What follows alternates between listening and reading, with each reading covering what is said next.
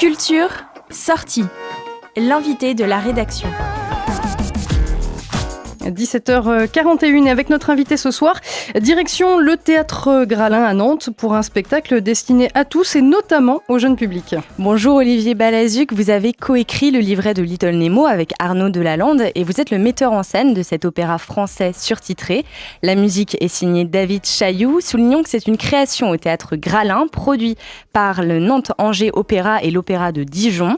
Le spectacle est à découvrir dès samedi à Nantes. Little Nemo in Slumberland, c'est d'abord une bande dessinée de Winsor McCay, publiée dans des journaux américains au début du XXe siècle. Mais votre Nemo à vous n'est plus un enfant, c'est un adulte, il a presque 50 ans. Alors pourquoi cet âge et plus généralement, comment avez-vous adapté la BD ? Alors bonjour, c'est pas véritablement une adaptation, c'est plutôt une rêverie à partir de la bande dessinée d'origine.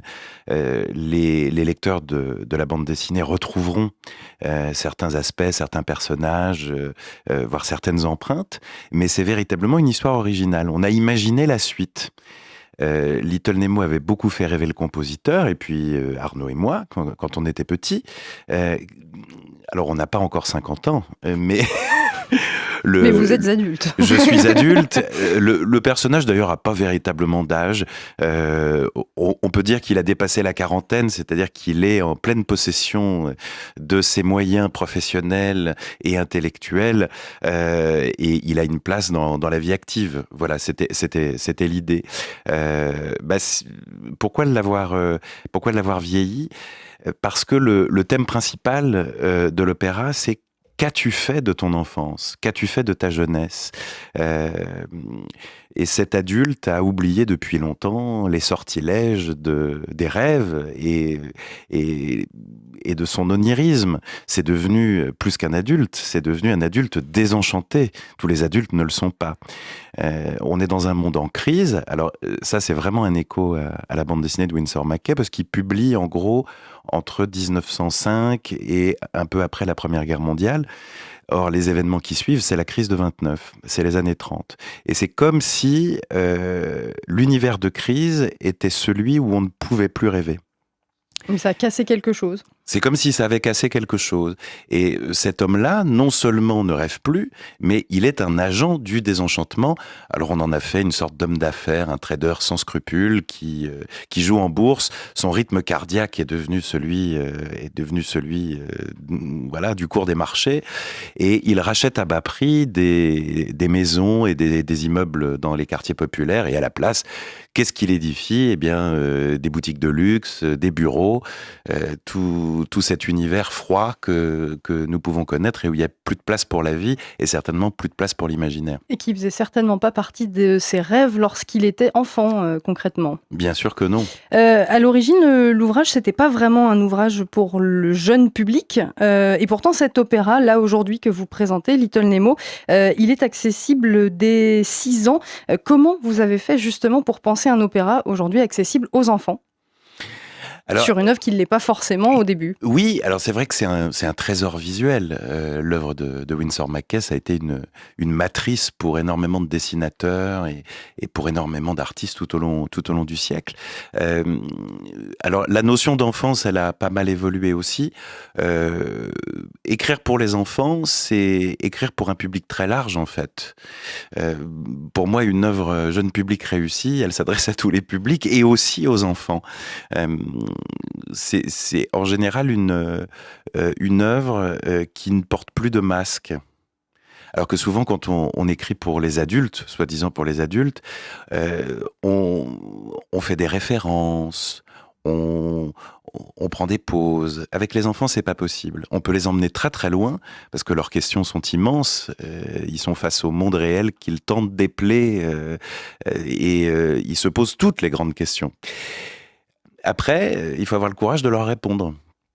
Alors que dans les ouvrages dits pour adultes, on contourne, on s'arrange avec soi-même, on fait de l'autofiction, voilà. Avec les enfants, non. Et c'est ce qui me plaît beaucoup. Alors dans le cas de Little Nemo, c'est vrai que l'univers visuel d'origine, la bande dessinée, appelle une sorte de troisième dimension. Et pour le compositeur David Chailloux, qui rêvait dessus enfant, il entendait des sons. Alors c'est vrai que dans les bandes dessinées, les sons sont écrits. Ah oui. C'est des sons visuels. Voilà. Alors peut-être que c'était la musique qui pouvait ouvrir cette troisième dimension et qui est celle du rêve. Et c'est ce qui nous a vraiment donné envie de passer à l'opéra. Là, justement, avec la musique, David Chailloux, il l'a pensé comme une initiation à la musique. On va avoir beaucoup de genres d'opéra. Absolument. Là aussi, quand on est dans une œuvre lyrique dite pour adultes, on a moins de liberté. On veut faire très compositeur contemporain. Donc, voilà, ça peut être On revient plutôt à des aride. masques, hein, Oui, alors, quelque part. alors là, c'est une musique très contemporaine, mais comme elle est pour le jeune public, entre guillemets, elle est pour l'enfant qui sommeille en chaque spectateur. Ça veut dire que de la fantaisie peut surgir, de l'humour peut surgir, et l'avantage d'écrire aujourd'hui, c'est que tant d'artistes et de compositeurs nous ont précédés, donc on peut se servir d'influences multiples à l'intérieur d'une œuvre, et cette bigarrure-là, qui n'empêche pas une ligne musicale très, très précise, je pense que ça fait la saveur d'une vraie pièce de théâtre musical. Vous n'êtes pas non plus à vos débuts en termes d'écriture pour enfants. On a l'impression que vous avez un peu mis le doigt dans l'engrenage avec L'Enfant de la Nuit en 2010, déjà avec Nantes Angers Opéra. La même année, vous créez et mettez en scène votre première pièce de théâtre jeunesse, c'est L'Ombre amoureuse. Puis en 2016, vous écriviez L'Imparfait, qui là est une BD jeunesse. Alors, c'est pas une BD, non, c'est une pièce de théâtre, pièce de L'Imparfait. théâtre. Je la créerai au Festival d'Avignon cet été. En fait, j'ai un aveu très simple à faire, c'est-à-dire que Allez-y, on est prêt. c'est vrai que je me suis mis à écrire pour les enfants. J'écris pas que pour les enfants, mais de plus en plus pour les enfants, aussi parce que je suis devenu papa. Ça joue, paraît-il. Ça joue. Ça joue. J'en ai toujours eu très très envie, mais sans vraiment oser y aller, parce que je considère que c'est en soi difficile. Il faut que ça ait la même exigence artistique, la même teneur de pensée, mais il faut avoir le courage de tomber les masques, comme on disait précédemment, pour aller au cœur de son sujet.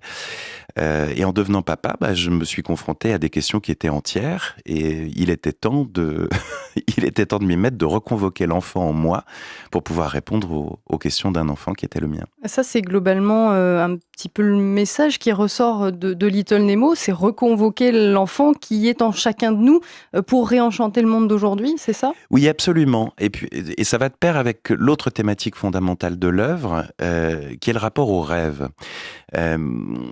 Dans Little Nemo, l'opéra, on oppose Nemo au personnage de Flip, comme dans la bande dessinée d'origine.